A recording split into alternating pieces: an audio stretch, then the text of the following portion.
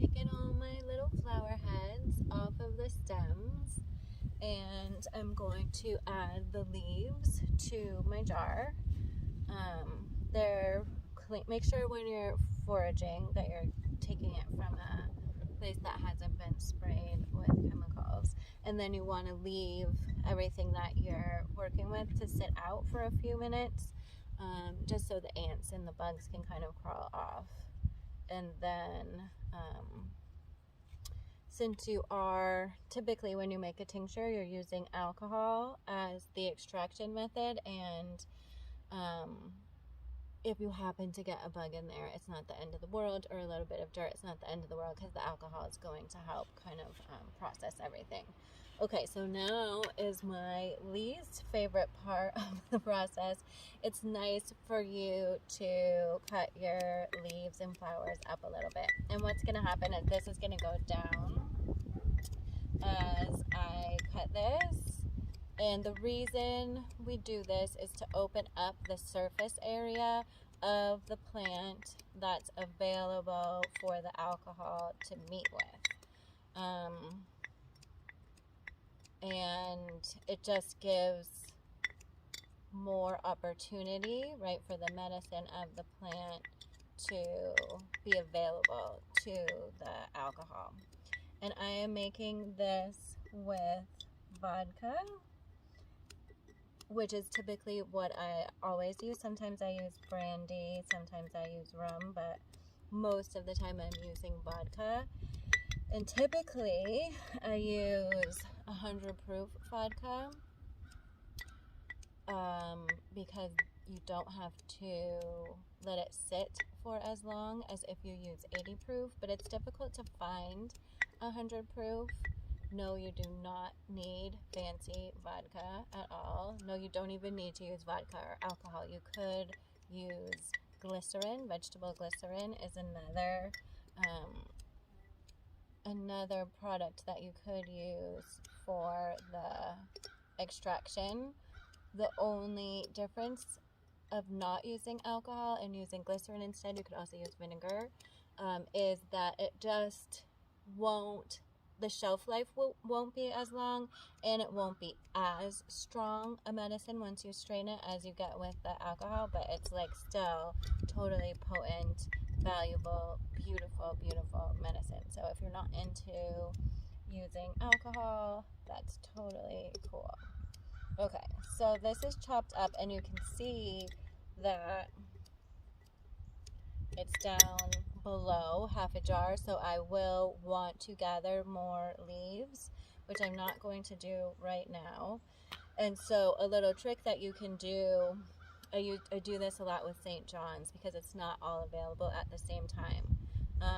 But you can start your tincture even if your jar is not all the way full, though it is important to use a jar to the size of the medicine that you're making, because you don't want a lot of headspace while you're letting it infuse for the 4 to 6 weeks or even longer.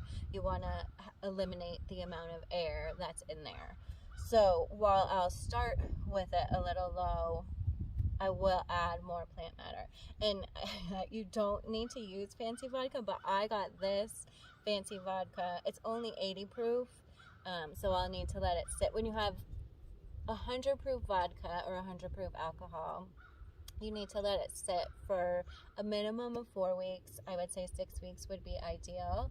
When you're using 80 proof, you just want it to sit a little bit longer because it's just not as strong, so it needs a longer time to come together.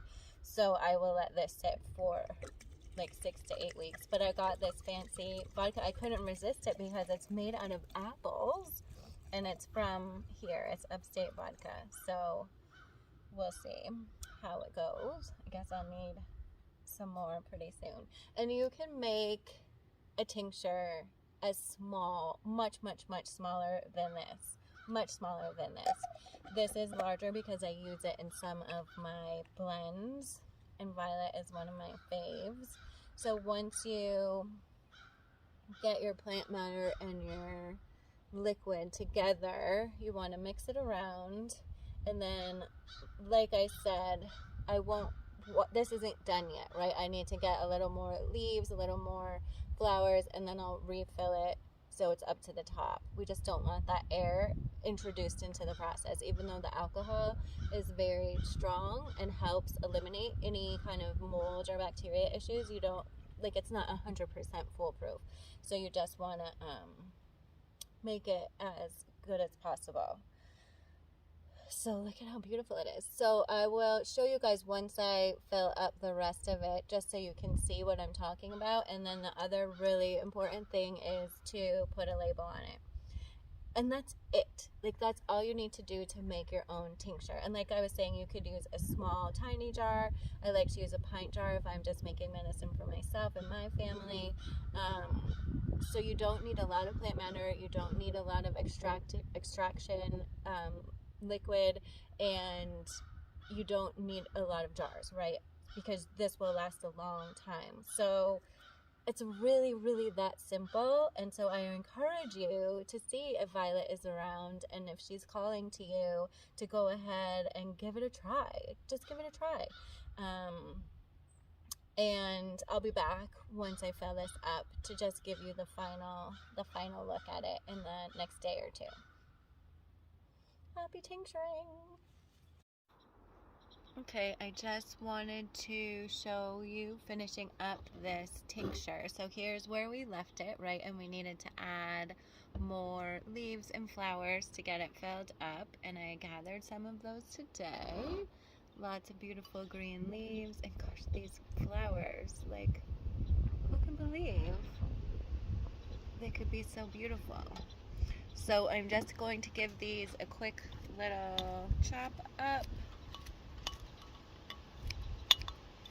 And then add them to the jar with some more vodka. Sorry, flowers. Sorry, I really hate this part.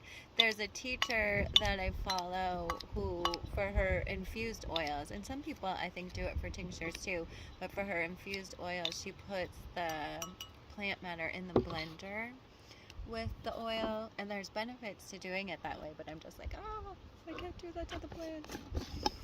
Okay, so we're just going to add these beauties to our already marinating. You can see that the purple has already faded as that medicine got into the vodka. So we add our flowers, we add our leaves, and then we add more of our fancy apple vodka, filling it up to the top.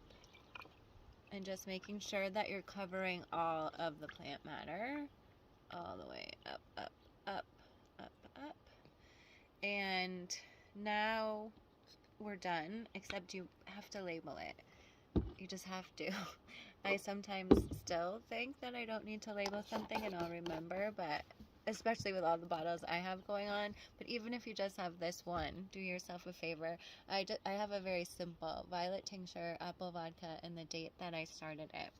And then you're going to want to store this in a cool, dark place for at least 6 weeks. If you're using 100 proof vodka, 6 weeks is cool. 4 weeks if you really need it. But with this, since I'm using an 80 proof vodka, I will probably leave it at least 8 weeks, probably 8 to 12 weeks. And something else you can do if you do happen to need a little bit of the tincture before the time is through, you can strain off a bit if you need it. You want to avoid like opening and closing this all the time, but if you want to just take a little off the top before and keep the rest of it straining, that's totally fine too. Cool, dark place. It would be amazing if you gave it a little shake every time you saw it. Tell it how much you love it and how beautiful it is and how grateful you are for the medicine that's infusing. But if you put it in a shelf somewhere in a cupboard and you forget about it, that's okay too. It's still going to do its thing with or without you helping it along. This is what the plants and the alcohol were meant to do. So that's it. It's really that simple to make a tincture. You can also make a tincture with dried plant material. I love to make it with fresh. I make all of my tinctures with fresh because there's no risk of it spoiling. Not no risk, but there's very, very, very, very, very little risk of it spoiling. Like with oils, that's a different story. But with tinctures, because you're using alcohol, and even if you're using the glycerin or the vinegar, the water from the fresh plant matter, it won't matter, and it's just going to give you that much more potent of an extraction if you can use fresh. But if you can only get dried, that's fine too.